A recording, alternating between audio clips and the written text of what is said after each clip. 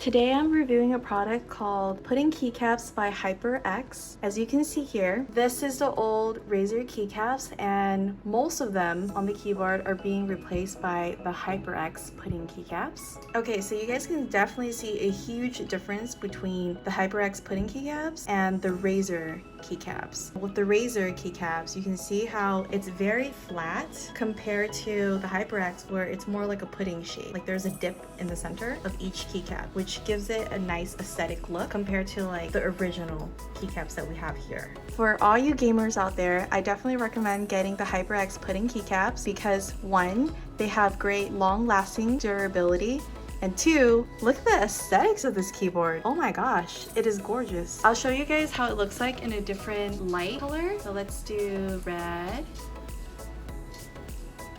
blue, orange, white, yellow. Also, I wanted to make a note of this. So if you can see, all 5 rows here are fully replaced with the HyperX Pudding keycaps. However, the last row could not be replaced. This is why. If you look between these two, you can see for some reason the last row of the keyboard, the keys are way too big. You see how the keys are kind of small, but the HyperX keys are bigger. Well, if you look at the F and N, this is a huge difference between the two. But for this reason, I need to get a different brand to replace the last row of the keyboard, which I'll be making in another video.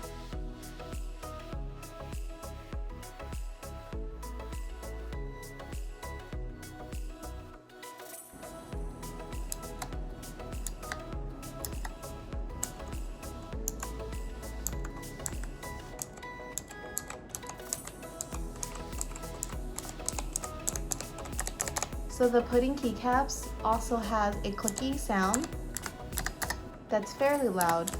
So for all of you clickers out there, this is a dream come true keyboard that you can have.